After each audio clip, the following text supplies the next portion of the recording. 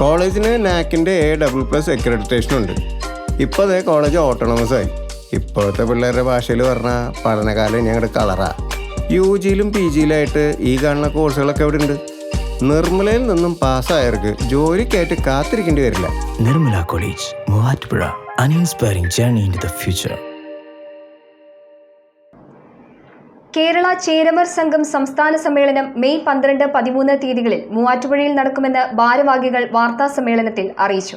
13-ാം തീയതി നടക്കുന്ന സമാപന സമ്മേളനം പ്രതിപക്ഷ നേതാവ് VD സതീശനാണ് ഉദ്ഘാടനം ചെയ്യുന്നത്.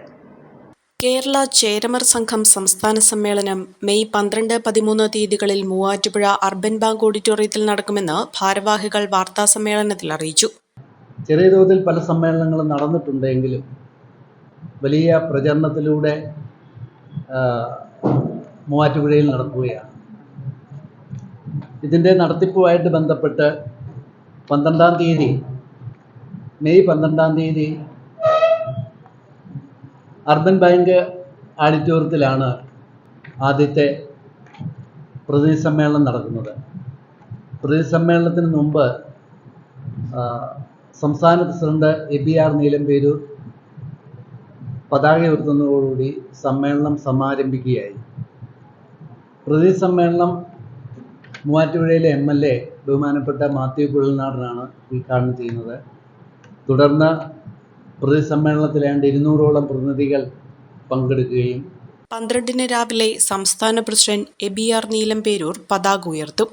തുടർന്ന് പ്രതിനിധി സമ്മേളനം മാത്യു കുഴൽനാടൻ MLA ഉദ്ഘാടനം ചെയ്യും. ഉച്ചയ്ക്ക് ശേഷം നടക്കുന്ന seminar municipal chairman PPL those ഉദ്ഘാടനം ചെയ്യും. ജനാധിപത്യവും ജാതി സെൻസസും എന്ന വിഷയം ഡോക്ടർ TS ശ്യാംകുമാർ അവതരിപ്പിക്കും.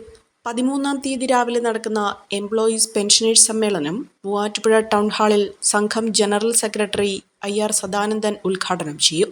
വൈകിട്ട് KSRTC സ്റ്റാൻഡിന് സമീപത്ത് നിന്ന് ആരംഭിക്കുന്ന പ്രകടനം ടൗൺ ഹാളിൽ അവസാനിക്കും. തുടർന്ന് നടക്കുന്ന പൊതുസമ്മേളനം പ്രതിപക്ഷ നേതാവ് VD സതീശൻ ഉദ്ഘാടനം ചെയ്യും.